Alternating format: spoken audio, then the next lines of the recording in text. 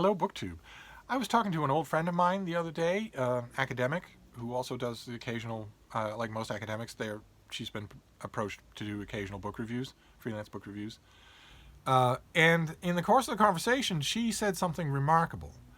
She said that she hasn't been able to read lately. Just hasn't been able to do it. Watches the news, refreshes Instagram and Twitter, but reading, she said I look at the stack of books on my table and it feels like from another world. It feels like it doesn't apply to me anymore. And that really struck me because this is a diehard, lifelong reader. And then I started hearing it from other friends, people who just always read for pleasure, a couple of reviewers. And then I started seeing it on Twitter from people I don't know, people who are in the bookish world, publishers, authors especially, saying that they want to read. They carry a book around with them from place to place, but they don't actually do it. They don't actually read. They just can't make themselves do it. And I saw it reflected on BookTube as well. I've seen now a few videos where people say, I'm cross stitching, or I'm going out hiking, or I'm binging TV shows, but I'm not reading. And I saw it just today when Sean the Bookmaniac did a Friday Reads about reading receding from him and just not seeming to be there in a way that it was even last week. And so this is a Friday Reads for me of stuff that I'm going to be reading right away, stuff that I'm going to be reading this weekend.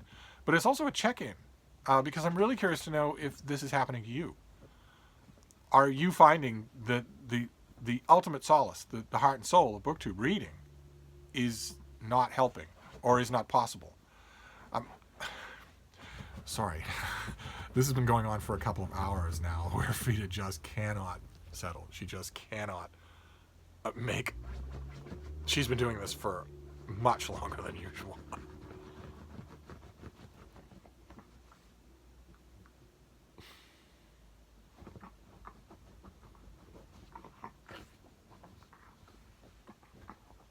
You probably want to see this instead of hearing me anyway.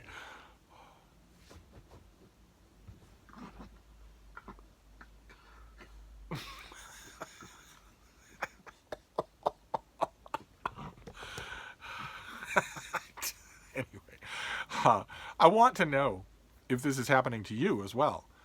Are you finding that this ultimate solace is not working for you? And I'd love to hear about that if you want to sound off in the comments field. That hasn't as yet happened to me, and I'm hoping that it doesn't, because it's my livelihood. It's what's keeping the money coming in. So I'm hoping that I'm hoping that I don't just start only reading Penguin Classics.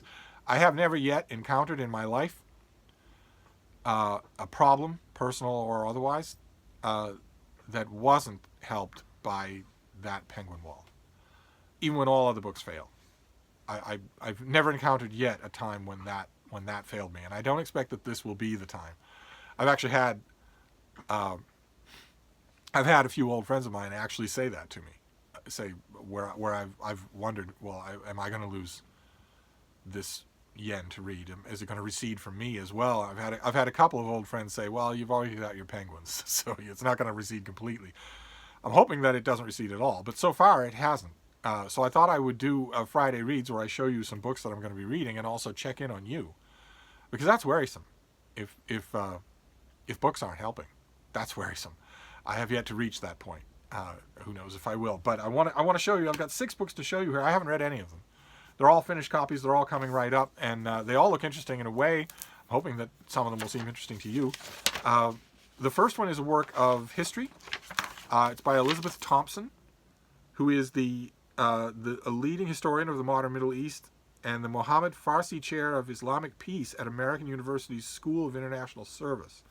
And this is the finished copy due out in late April of How the West Stole Democracy from the Arabs, which is nice and forthright, but is a subtitle. In this case, it has a subtitle of its own, but the book should have a title. That is not. That is a subtitle, but that's okay. And we have a black and white photo. You can recognize a few of the people there. At least one, the guy in the center, is. You might think, why is he on the cover of a book that claims the West stole democracy from the Arab world? But let's read all about it here. This groundbreaking history explores the pivotal Arab Conference of 1920. which comes up in every one of these books, but this is a full exploration of it. When a coalition of secular liberal reformers and devout clerics formed to create a representative democracy in Greater Syria.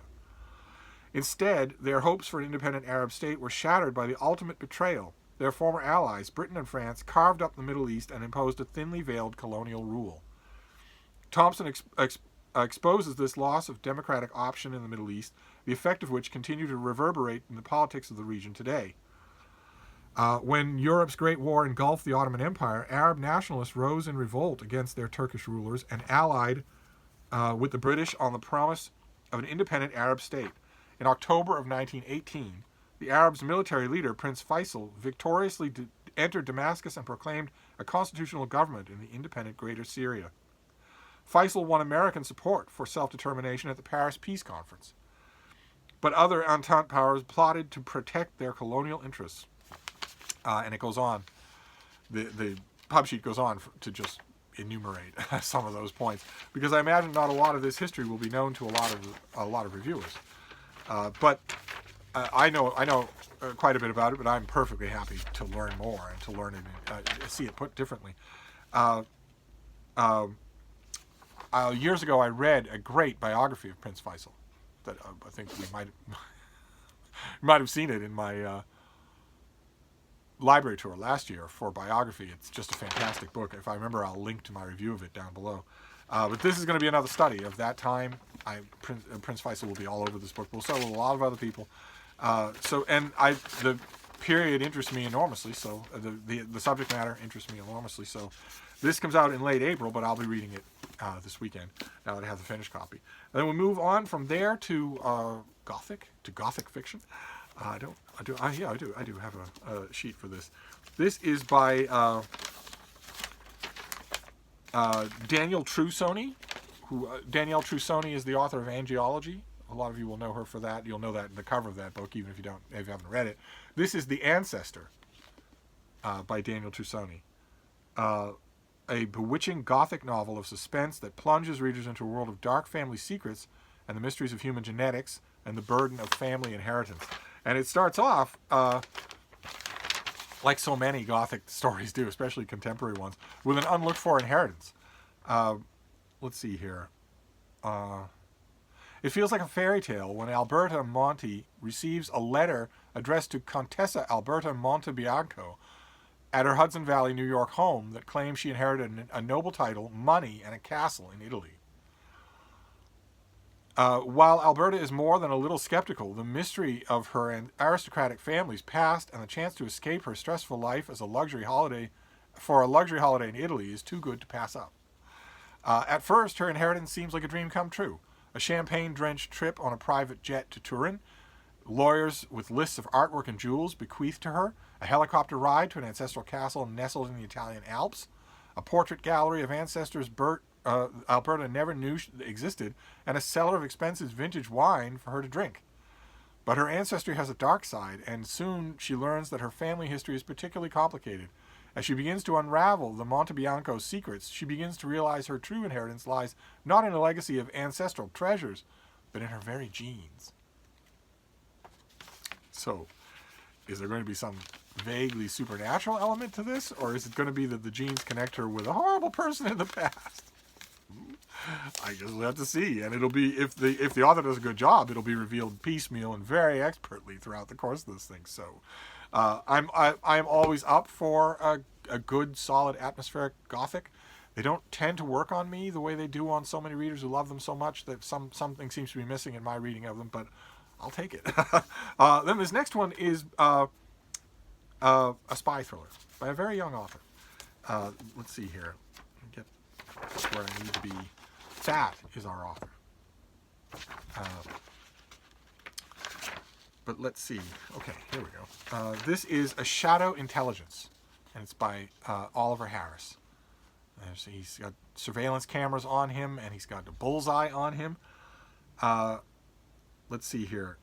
Elliot Kane. The reader is immersed in the life of Agent Elliot Kane, who is unpredictable, sometimes volatile, brilliant, and only half moral, which is how MI6 wants him. Eliot is done with his latest mission and back in England, feeling lost and restless. The Crown puts so much money into the training of their agents. They learn how to steal cars, strip weapons, hack bank accounts, use blackmail, handle explosives, even navigate by the stars. But they are never taught how to go home. They are never taught how to go back to being quote-unquote normal. It's while he's on leave feeling anxious for action that Eliot learns his longtime lover Joanna, another agent, has disappeared. After receiving an SOS email from her, Eliot traces her to Kazakhstan. Of course. What makes this message more intriguing, the email contains a video file that shows two men in a room. One of the men is Eliot. He knows he's never been in that room and has never met that other man. This launches him into a deadly game of cat and mouse. Never any other kind of cat and mouse except a deadly game of cat and mouse. It's never a playful game of cat and mouse. While he's well versed in modern psychological warfare, snowbound Kazakhstan presents unique challenges. Poised between China, Russia, and the West, dictatorship and democracy, state intelligence, and an increasingly powerful world of private agencies, it's impossible to work out who's manipulating whom. So you can tell from that description that this author intends this to be very traditional. A very, very traditional spy thriller. As you know, if you watch this channel, I have no objection to that at all. It's not a question of how traditional it is, it's a question of how well it's executed. I'm hoping that the mysterious email showing Eliot in a room where he's never been means that this will be one of the first thrillers, the first espionage thrillers that I've read to deal with the whole concept of deep fakes. Which, if you're not hep to the lingo that the kids are laying down, deep fakes are really, really disturbing. The ability to simulate a person for a video, for audio, with complete reliability, so that after a while, you know when you study, when you go down the rabbit hole of deep fakes, you know that after a while it's going to be impossible to tell the difference unless you actually sequester the person who made it and torture the admission out of them. Otherwise, you're literally not going to be able to believe what you see, and you can show up in things where you were not involved, like for instance in this novel, and that has the potential to become just paradigm-shiftingly terrifying once deepfake technology, deepfake apps already exist. But once that's perfected, so that anybody can do a deepfake of anything at any time, that's going to be rough. That's going to be very rough. But I don't know if this will touch on that or not. I'm always up for, like with Gothic novels, I'm always up for an espionage novel. Again, they don't work on me as well as they work on their devoted fans. But I'll still take it. I'll still take it, absolutely. This next one is a literary study, a personal literary study. These can be very, very good. This kind of, what this author means to me type story can be very, very good. I often find myself enjoying them. And this one, I think we saw the advanced copy of this, maybe. This comes out in mid-April. It's by Mark Doty, and it's about Walt Whitman. It's called What is the Grass? Walt Whitman in My Life. So it's a very personal look. In this book, the author interweaves his own life story with Walt Whitman's, exploring those spaces tied to Whitman's life and spaces where he finds the poet's ghost, meditating on love, desire, and the mysterious wellsprings of the poet's enduring work. In the process, several striking parallels among Whitman and Doty's lives and passions become obvious. Their spiritual experience, queer sexuality, love of language, a modern and embracing attitude toward New York City, and an acute awareness of mortality, among others.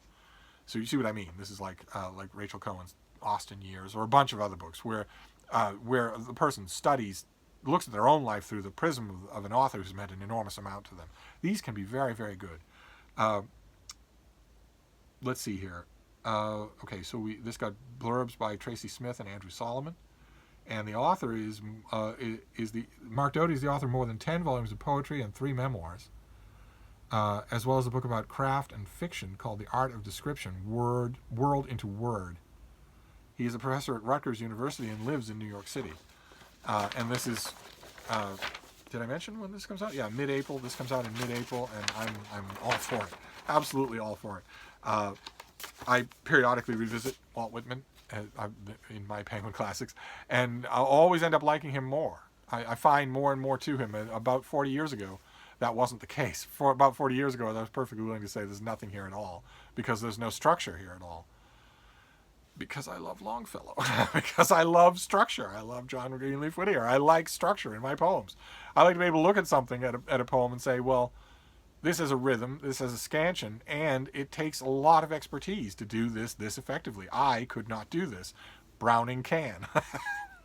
And I've just gradually had to get that out of my head and realize that it's not entirely about whether or not you have rhyming couplets. So and as I have let go of that, I have come to appreciate a large number of poets that I once poo-pooed. So I'm glad that I have done that. The next one is from Liverite. They are fantastic. They are an absolutely fantastic publisher. This is a big work of history. I think we saw the advanced copy of this, and this also comes out in April, I believe. No, this comes out right away. This is out already. But I haven't read it. I have the advanced copy and I haven't touched it. And it's the kind of sweeping one-volume comprehensive history that I love, so I don't know why I haven't touched it.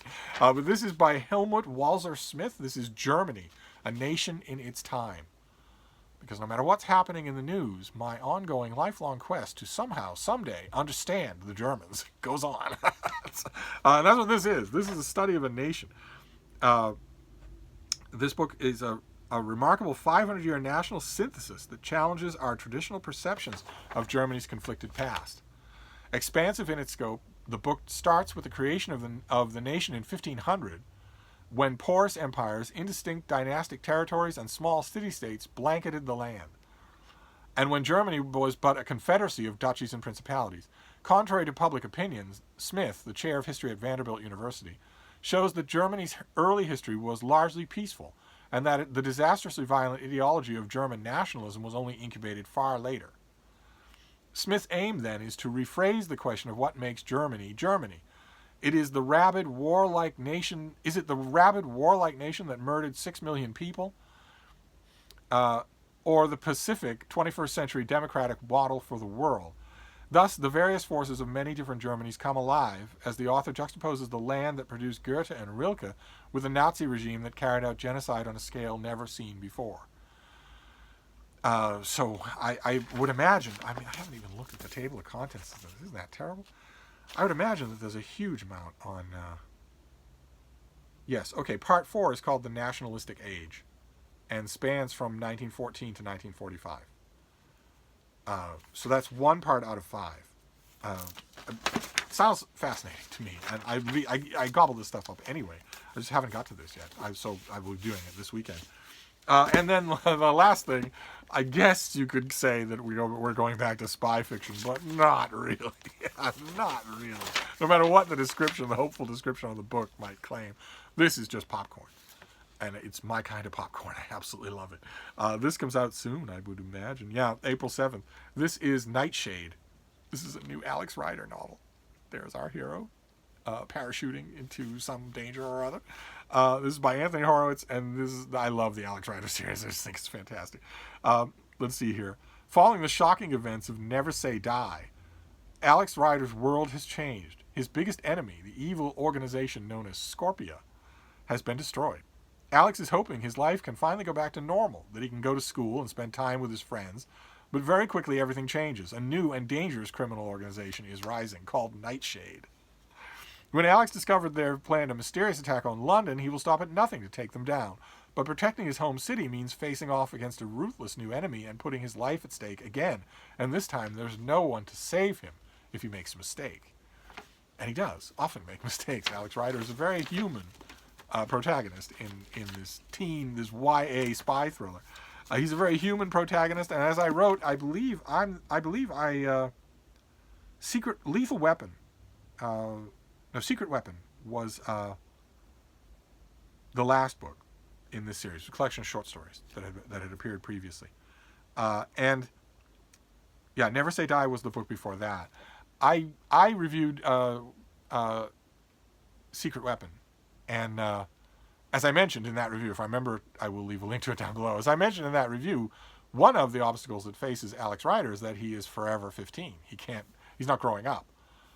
And in espionage and spy thriller fiction, like this thing, I guarantee you, like this thing, these books routinely come down to physical fights between the good guy and the bad guy. And those are fights Alex Rider can almost never win. He's almost always half the weight and size of the smallest of his opponents.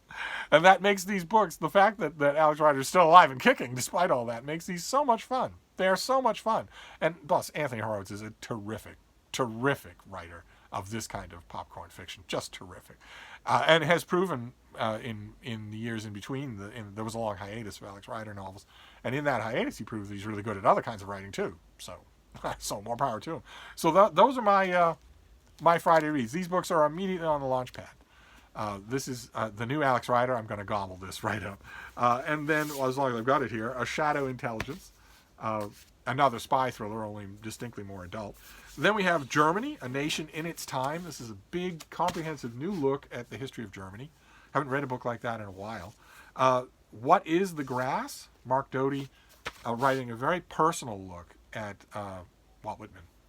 The writings of Walt Whitman and the life of him. Then The Ancestor, by the author of Angelology, a Gothic novel, which a woman inherits a noble title and a castle in Italy, and goes, which is the number one indication that she's a character in a novel, since you and I wouldn't be able to afford to, and we wouldn't go anyway, because it's obviously going to be trouble. But in novels, the protagonist always goes. And lastly, How the West Stole Democracy from the Arabs. Another big work of history. So got two of those in this Friday reads. And I am planning on diving right into these things and doing what I always do: annotating, taking notes in a file, mentally prepping them for review, whether I end up reviewing them or not. In other words, exactly what I always do with books. And so far, I look at this pile of books and I am a kid on Christmas morning, unbearably eager to jump in and get to them. So far, that has not gone away for me. And that makes me all the more curious. I'm curious in a morbid kind of way to know if it will go away for me, but it hasn't yet. And that makes me all the more curious to know if it's gone away for you. I'd love to hear those stories. It's a little bit alarming, a little bit heartbreaking to hear. Probably natural. It's probably not anything that a reader should beat themselves up about.